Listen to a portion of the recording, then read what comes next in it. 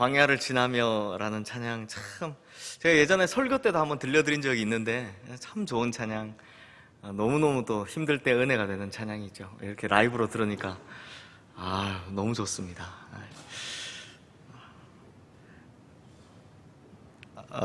성도님들, 오늘 설교는 지난주에 이제 이어서 진행이 되는데요. 지난주에 말씀드린 것처럼 오늘 본문이 우리말로는 다 사랑이라는 말로 번역되어 있기 때문에 구분이 잘 안 되지만, 예수님께서 베드로에게 내가 나를 사랑하느냐 라고 물으실 때 처음 두 번의 사랑하느냐 라는 말은 헬라어로 아가파스메, 즉 아가페 사랑으로 물어보셨습니다. 아가페 사랑, 즉 자신의 모든 것을 희생하는 아주 절대적인 사랑을 말하는 것이죠. 이런 사랑으로 나를 사랑하느냐 라고 물어보셨습니다. 그런데 베드로는 계속해서 아가페가 아닌 필레이스메, 즉 필로스의 사랑으로 대답을 합니다. 필로스, 그러니까 우정적인 차원의 사랑, 인간적 차원의 사랑으로 계속 대답을 하고 있더라라는 것입니다. 그러다 보니 결국 예수님께서 마지막 세 번째로 질문하실 때는 네가 나를 필로스의 사랑으로 사랑하느냐 라고 물으셨습니다. 그러면서 이에 대한 두 가지 해석이 있다라고 말씀을 드렸는데요, 실제로 많은 성경학자들이 예수님께서 처음 두 번은 아가파스메, 그러니까 아가페 사랑으로 물으셨다가 마지막에 필레이스메, 이 필로스의 사랑으로 표현을 바꾸신 이유에 대해서 하나님의 사랑인 아가페 사랑과 인간 사이의 사랑인 필로스의 사랑, 이 둘의 차이점을 근거로 해석을 합니다. 그러니까 어떤 해석을 하냐? 결국 예수님께서 져주셨다라는 겁니다. 베드로가 끝까지 필로스의 사랑 이것만 고집하자 예수님께서 그래, 네가 이 정도만 하겠다라고 하면 알겠다, 그 정도만 해라. 대신 네가 할 수 있는 최선을 다해서 나를 사랑해다오. 그럼에도 나는 너를 아가페 사랑으로 사랑하겠다 라는 것입니다. 이것이 저희가 지난주에 본 해석이었죠. 그런데 성도님들, 이런 해석에 전혀 동의하지 않는 성경학자들도 꽤 많습니다. 저 개인적으로도 이 후자에 약간 좀 더, 사실은 끝은 똑같은데요, 이 중간에 연구해 가는 과정은 후자에 좀 더 가깝습니다. 왜냐하면 요한복음 전체를 헬라어 원문으로 읽어보면요, 사랑이라는 표현을 쓸 때 아가페 그리고 이 필로스, 이 두 가지가 특별한 구분이 없이 사용됩니다. 그냥 서로 막 호환적으로 사용되고 있다는 것을 볼 수 있습니다. 즉 요한복음엔요, 이 단어는 반드시 이럴 때 써야 하고 저 단어는 반드시 저럴 때 써야 한다라는 식으로 나누어져 있지 않다라는 겁니다. 그러니까 아주 쉽게 말씀드리면 요한복음 전체를 살펴봤더니 아가페든 필로스든 별 큰 차이 없이 그냥 다 사랑이라는 뜻으로 사용되고 있더라라는 겁니다. 더욱이 제가 이 단어의 차이를 중요하지 않게 보는 이유가 또 있습니다. 그 당시 예수님과 제자들이 사용하던 말이요, 그러니까 진짜로 말할 때 쓰던 언어가요, 당시 유럽의 공용어로 사용되고 있던 그리스 말, 이 헬라어가 아니라 당시 중동 지역의 공용어였던 아람어였습니다. 그러니까 오늘 본문에 기록된 건 헬라어인데 실제로 예수님과 베드로 사이의 대화가 오갔던 언어는 요한복음에 기록된 헬라어가 아니라 아람어로 대화를 했다라는 겁니다. 그래서 신약 성경에 보면요, 아람어가 그대로 기록된 부분들이 있죠. 달리다고, 또 에바다, 엘리엘리 라마 사박다니, 그리고 마라나타, 이런 단어들은 그대로 아람어 발음을 그대로 옮겨온 겁니다. 게다가 우리 성도님들 잘 아시는 이 탈무드라는 책이 있지 않습니까? 이 탈무드라는 책이 유대인 자녀들을 교육시키기 위한 책인데 이 책이 뭐로 기록됐냐? 헬라어도 아니고요, 히브리어, 유대인들 말인 히브리어도 아니고요, 당시 공용어였던 아람어로 기록되어 있는 걸 볼 수 있습니다. 아니 그러면 왜 요한복음은 굳이 헬라어로 기록을 했을까라는 생각 드시죠? 이게 이유가 있습니다. 요한복음은 예수님께서 승천하신 지 대략 40년에서 50년 후 이제 소아시아와 유럽 지방에 흩어져 있던 수많은 사람들에게 예수님에 대해서 알리는 목적으로 써졌기 때문에 그들이 쓰는 언어를 썼기 때문에 헬라어로 썼습니다. 이 신약 성경이 거의 다, 아니 100% 다 그렇습니다. 그러므로 성도님들, 우리말에 사랑한다 라는 말이요, 뭐 하나님의 사랑, 친구 간의 사랑, 남녀 간의 사랑, 이웃 간의 사랑, 뭐 이런 거 구분하지 않듯이 아람어에도 이런 구분이 따로 존재하지 않습니다. 그러니까 예수님께서 베드로에게 아가페니 필로스니 하면서 사랑의 종류에 대해서 중점적으로 물어보신 것이 아니라 예수님이 물어보신 건 이것이죠. 네가 진심으로 나를 사랑하느냐, 이걸 물어보신 겁니다. 사랑의 종류, 아가페, 필로스, 뭐 에로스 이런 게 아니라요, 그러니까 네가 나를 진심으로 사랑하느냐, 이걸 중점적으로 봐야 된다는 겁니다. 그렇다면 성도님들, 우리가 오늘 이 본문에서 보아야 할 가장 중요한 것은 예수님께서는 베드로에게 왜 이렇게 3번씩이나 집요하게 네가 나를 사랑하느냐? 라는 이 사랑에 관한 질문을 하셨느냐입니다. 이걸 잘 봐야 합니다. 그러면 며칠 전으로 돌아가서요, 그러니까 예수님께서 십자가의 죽음을 앞두신 그날 밤으로 한번 돌아가 보겠습니다. 지난번 특별 새벽 기도회 때 제가 이 부분에 관한 설교를 했는데 예수님께서 그 마지막 날 밤 제자들을 향해 마지막 설교를 하시죠. 그 마지막 설교 중에요, 예수님께서 새 계명에 대해서 말씀하십니다. 새로운 계명. 예수님께서 그때 선포하신 새로운 계명이 뭐냐? 요한복음 13장 34절 말씀에 나오신 것처럼 서로 사랑하라. 내가 너희를 사랑한 것 같이 너희도 서로 사랑하라 입니다. 그리고 너희가 이렇게 서로 사랑하면 모든 사람들이 너희가 내 제자인 줄 알게 될 거야 라고 말씀하십니다. 사랑에 관한 이야기를 하신 거죠. 그런데요, 이 말씀을 하고 나신 직후에 바로 베드로가 이렇게 물어봅니다. 주여, 어디로 가시나이까? 우리가 지난번에 보았던, 이것도 몇 주가 된 설교지만 첫 번째 쿠오바디스죠. 두 번째 쿠오바디스는 이제 베드로가 죽기 전에, 이게 첫 번째 쿠오바디스 도미네이죠. 그래서 예수님께서는 지금 너는 내가 가는 곳에 따라올 수 없지만 후에는 따라올 거야 라고 말씀하십니다. 그래서 베드로가 발끈하면서 대답합니다. 주여, 내가 지금은 어찌하여 따라갈 수 없나이까? 주를 위하여 내 목숨을 버리겠나이다. 당시 베드로의 자신감이 하늘을 찌를 정도였죠. 하늘 꼭대기에 있는 겁니다. 그러니까 지금 베드로의 마음속에는 이런 마음이 있는 겁니다. 예수님께서 말씀하신 것처럼 나는 형제도 사랑할 수 있습니다.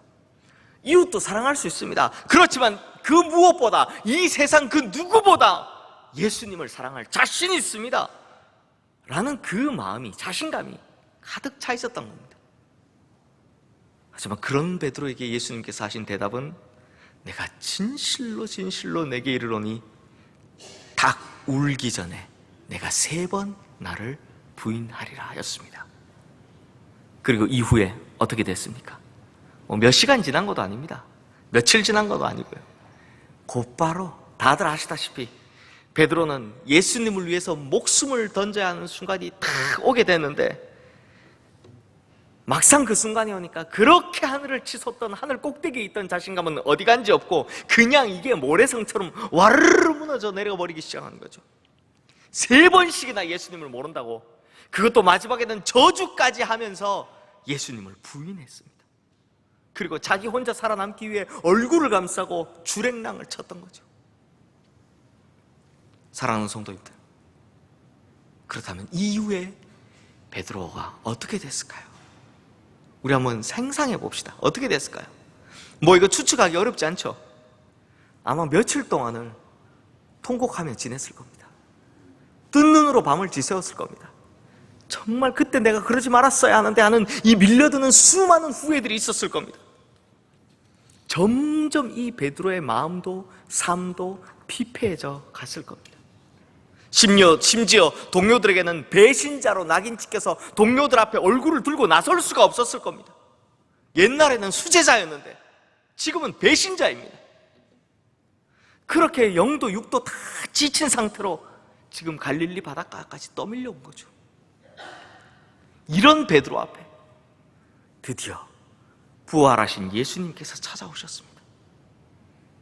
이 예수님이요, 차라리 자기를 보고 이런 못난 놈, 내 너 그럴 줄 알았다 라고 호통을 치시거나 망신이라도 주셨으면 차라리 속이라도 좀 편할 텐데, 그런데 지금 예수님께서는요, 아직도 못 박힌 자국이 선명한 손을 내밀면서 배고프니까 와서 먹으라 라고 말씀하십니다. 자신을 위해, 또 다른 제자들을 위해서 이 못 자국 난 손으로 친히 고기를 구워 먹이시는 섬김의 모습으로 이 예수님이 자기의 눈앞에 서 있더라는 겁니다.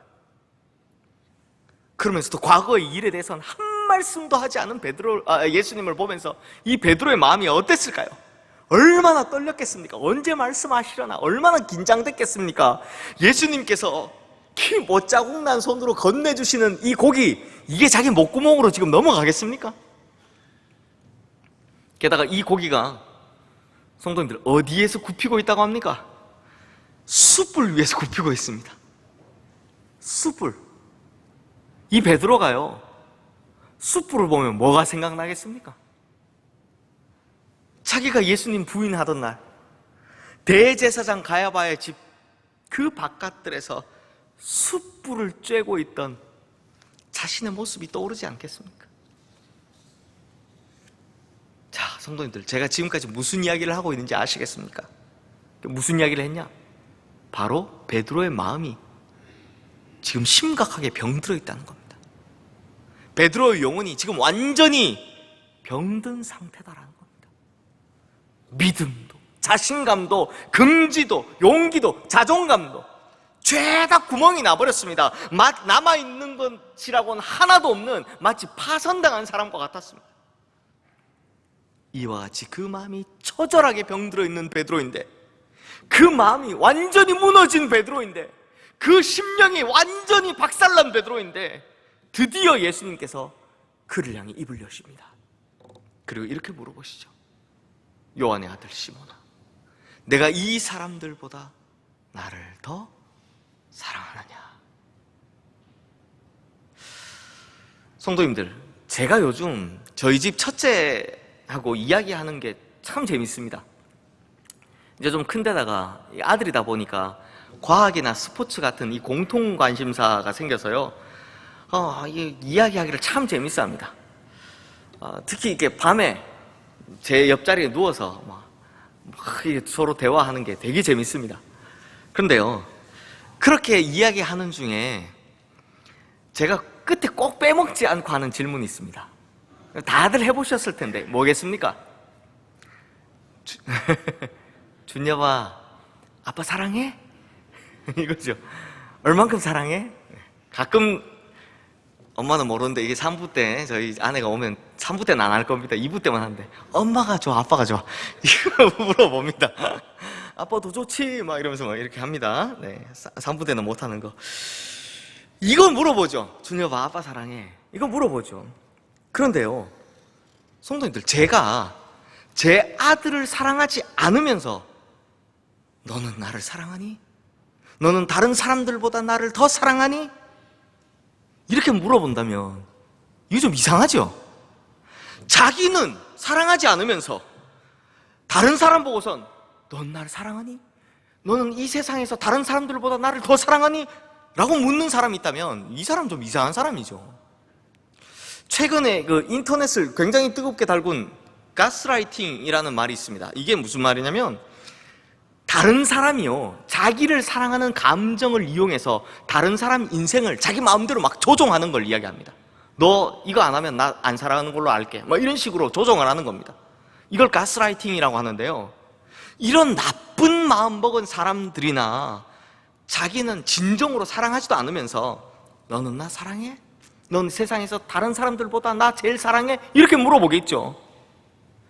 그러므로 자신이 먼저 상대방을 사랑하지 않고서 내가 나를 사랑하느냐, 혹은 내가 다른 사람들보다도 나를 더 사랑하느냐, 이렇게 물을 수 없는 법입니다. 그러니까 자기가 사랑하니까 물어본다는 이야기입니다. 예수님도 마찬가지셨습니다. 베드로를요, 예수님 너무나 사랑했기 때문에 베드로야, 너 나 사랑하니? 너 다른 사람들보다 나를 더 사랑하니? 라고 묻고 계신 겁니다. 그러므로 예수님께서 3번씩이나 똑같이 똑같은 질문을 반복하신 것은 베드로의 과거, 베드로의 잘못을 막 집요하게 추궁하기 위함이 아닙니다. 오히려 예수님의 이 질문에는요, 내가 너를 너무나 사랑한다라는 예수님의 진심 어린 고백이 담겨져 있는 겁니다. 그러므로 성도님들, 베드로는 지금 3번의 질문을 받은 것이 아닙니다. 베드로는 지금 3번의 사랑 고백을 받은 겁니다. 그러니까 우리가 처음 했던 질문, 예수님께서 왜 그렇게 3번씩이나 집요하게 그렇게 하셨느냐? 사랑한다고, 내가 널 진짜 사랑한다고 이렇게나 강조하면서 고백하기 위함이었다는 겁니다. 비록 가장 중요한 순간에 무참하게 자신을 배반해버렸던 베드로였지만 예수님께서는 이 사랑 고백을 통해서요, 이 3번의 사랑 고백을 통해서 베드로를 향한 예수님의 사랑만큼은 여전히 변함없다는 것을 가슴 저리게 고백하고 있다는 겁니다. 베드로가 실감나게 해주고 있다는 겁니다. 그리고 이러한 사랑 고백을 받은 베드로, 상한 갈대와 같았고 꺼져가는 등불 같았던 그 심령을 가졌던 베드로가 이제 회복하기 시작하는 것입니다.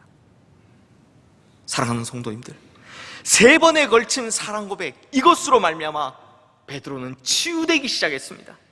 3번이나 예수님을 부인하면서 입었던 깊은 상처가 이 사랑 고백으로 아물어지고 있었습니다. 쓰러진 자리에서 다시 일어나 걸을 수 있는 새 힘을 얻게 되었다는 겁니다. 왜냐? 사랑에는요, 놀라운 치유의 능력이 있기 때문입니다.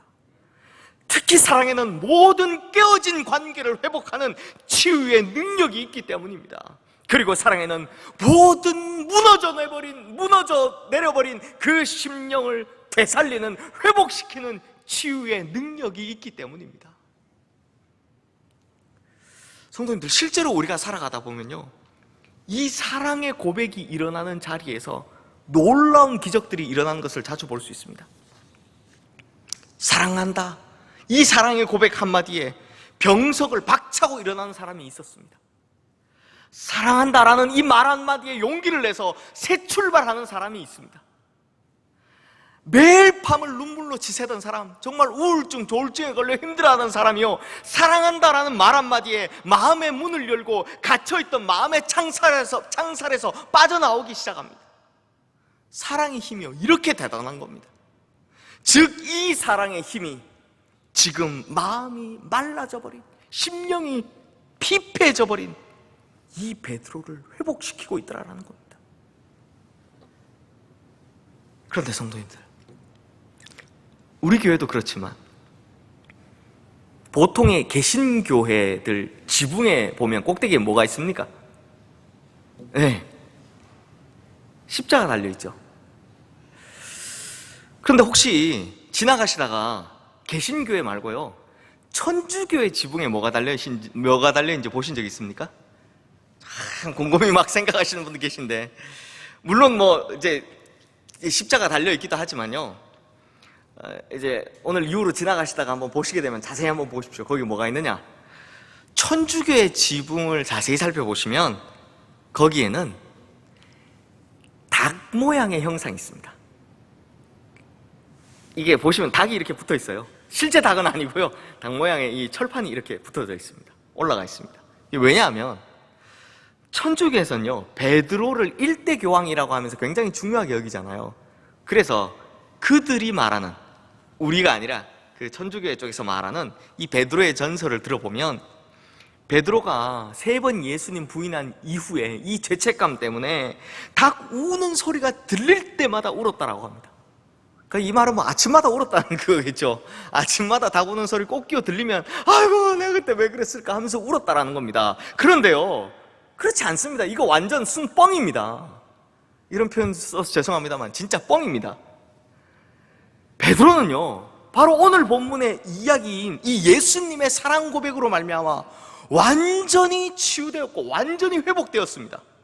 그래서 베드로가 닭 울 때마다 울었다라는 이야기, 성경에 한 번도 안 나오는 이야기입니다. 없는 이야기입니다. 오히려 사도행전을 보십시오. 베드로 전후서를 보십시오. 거기에 보면 베드로가요, 다시 자기 과거의 문제를 가지고 뭐 괴로워하거나 부끄러워하거나 씨름하거나 뭐 죄책감을 가졌다라는 흔적 하나도 없습니다. 오히려 베드로가 이때 얼마나 완벽하게 치유를 받았는지, 그래서 과거의 모든 실패와 상처들로부터 완전히 씻음을 받고 그러한 고통에서부터 벗어나 자유케 되었다는 것을 자기 스스로 증명하고 있는 걸 볼 수 있습니다. 그러므로 성도님들, 예수님의 사랑은 우리의 모든 실패와 상처들로부터 우리를 다시 일으켜 세우는 유일한 비결입니다. 예수님의 사랑은 과거의 많은 문제들과 그로 인한 죄책감으로부터 우리를 다시 회복시키시는 유일한 비결인 겁니다. 그리고 이 예수님께서는 베드로만 사랑했느냐? 아니요, 우리 또한 여전히 사랑하고 계십니다. 그래서 로마서 8장 38절 39절 말씀에 보면 내가 확신하노니 사망이나 생명이나 천사들이나 권세자들이나 현재일이나 장래일이나 능력이나 높음이나 깊음이나 다른 어떤 피조물이라도 우리를 우리 주 그리스도 예수 안에 있는 하나님의 사랑에서 끊을 수 없으리라 라고 말씀하는 것입니다. 그러니까 나를 향한 하나님의 사랑, 나를 향한 주님의 사랑은 이 세상 어떤 것으로도, 어떤 권세 있고 힘 있는 것으로도 절대로 끊어낼 수 없는 변함없는 사랑이다라는 겁니다. 사랑하는 성도님들, 이 사랑으로 예수님께서 나를 사랑해 주셨죠. 그런데요, 이 사랑이 완성되려면 마지막 한 단계가 더 남아 있습니다. 예수님께서 사랑 고백하셨죠. 네가 나를 사랑하느냐? 그때 베드로가 어떻게 반응했습니까? 베드로 역시 사랑을 고백합니다. 내가 주님을 사랑하는 줄 주님께서 아시나이다. 그러므로 이 사랑이 완성되려면, 이 치료가 완성되려면 이제는 우리의 사랑 고백이 필요한 것입니다. 예전에 어떤 수필 작가가 쓴 한국인의 포장 감각에 관한 글을 읽어본 적이 있는데요, 이게 좀 오래된 글이라서 지금은 안 맞을 수도 있지만 그분에 의하면 그분이 이렇게 표현했더라고요. 서양 사람들은 가방 사고를 하는 반면 한국 사람은 보자기 사고를 한다라고 합니다. 그러면 가방에 비해서 보자기의 장점이 뭡니까? 뭐 여러 가지가 있겠지만 가장 큰 장점이라고 하면, 가방은 이게 틀이 딱 있으니까 이거 넘어가면 못 넣죠. 근데 보자기는 어떻게 합니까? 뭐 크기나 모양을 막론하고 그냥 싸면 다 싸집니다. 들어가면 싸는 대로 이게 다 싸지는 건 가방보다 보자기가 유리하다 이런 겁니다. 그래서 보자기 사고 이렇게 이야기하면 참 좋아 보이지만, 이 반대로 보자기 사고를 한다는 말은 자기 본심을 탁 포장해서 다른 사람이 그 안에 뭐가 들어있는지 다른 사람이 감지할 수 없게 하는 경향이 크다라는 걸 이야기한다고 합니다. 그러니까 그 속에 뭐가 들어있는지 잘 알 수가 없다라는 거죠. 이걸 사람에게 적용하면 한국 사람들은 자기 속에 있는 감정을 잘 표현하지 않는다, 노출하지 않는다라는 겁니다. 그래서 속상한 일, 뭐 안 좋은 일 생겨도 어떻게 합니까? 보자기처럼 이리 싸고 저리 싸고 막, 그래서 남들이 그 속내를 잘 보지 못하게 하는데 익숙하다라는 거죠. 그래서 이분의 주장에 의하면 부부 사이에서도, 부모 자식 간에도 감정 표현이 매우 인색한 것은 바로 이와 같은 문화적이고 민족적인 성향 때문이다 라고 말씀을 합니다. 실제로 그러다 보니 우리도요, 사랑한다 라는 말을 입에 담는 걸 퍽이나 쑥스러워합니다. 심지어 함부로 사랑한다라고 말하고 다니면 굉장히 경솔한 사람, 가벼운 사람으로 취급받기 십상이죠. 그러면서 또 어떤 분들은 진정한 사랑은 말로 하는 것이 아니다, 뭐 이런 이상한 논리를 펼치기도 합니다. 이분의 이야기에 대해서 뭐 동의하는 부분도 있고 동의하지 못하시는 부분도 있겠지만, 제가 보기에는요, 제 개인적으로 보기엔 우리나라 사람들은 확실히 감정 표현을 잘 못하시는 것 같습니다. 그것도 화나고 좀 막 싫은 거 이런 건 좀 잘하시는 편인데요, 좋아하거나 사랑하는 건 진짜 잘 표현 안 하시는 것 같아요. 뭐 부부 간에도 잘 안 하시고 부모 자식 간에도 잘 안 하시고 정말 잘 하지 않으시는 것 같습니다. 그러다 보니요, 신앙생활에서도 똑같습니다. 뭐가 잘 안 됩니까? 주님 사랑합니다 라는 표현을요 정말 잘 안 하시더라는 겁니다.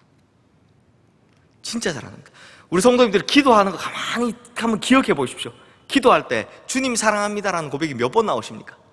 거의 안 하시고, 사랑과 많으신 하나님 아버지, 이 추상적인 표현부터 시작해서 막 그 다음에 하는 모든 이야기들을 보면 거기에 진짜 내가 사랑한다는 고백은 별로 들어있지 않습니다. 하나님이 전능하시고 존경하고 막 위대하고 이런 표현들은 오히려 잘해도 사랑합니다 이런 표현 잘 못하더라고요. 하지만 성도님들, 예수님과 우리 사이에 사랑 고백이 오고 가는 그 자리는요 실로 엄청난 일이 벌어지는 곳입니다. 마음을 열고 주님 앞에 엎드려서 주님 사랑합니다 라고 진심으로 고백하기만 하면 이 한마디가 말로 다 할 수 없는 놀라운 변화를 일으킨다라는 겁니다. 주님 사랑합니다. 이제 말씀을 마무리하면서, 성도님들, 지금 이 자리에는 분명히 베드로처럼 세상에 나가서 예수님을 모른다고 부인하며 살다가 그 영혼이 만신창이가 되신 분들이 계실 겁니다. 또 탐욕에 눈이 어두워서 하나님 말씀은 뒷전에 두고 죄와 타협하며 살면서 내가 뭐 인생 한번 멋지게 잘 살아보겠다라고 하다가 결국 남은 거 하나 없이 영혼이 파손당한 것처럼 하나도 건진 거 없이 돌아오신 분도 계실 겁니다.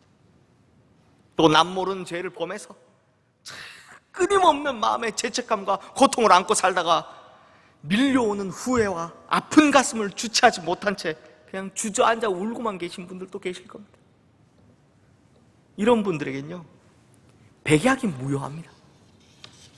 찬송을 불러도요 이런 마음 상태는 마음에 감동이 없죠. 말씀을 보고 들어도 전혀 마음에 와닿지 않습니다.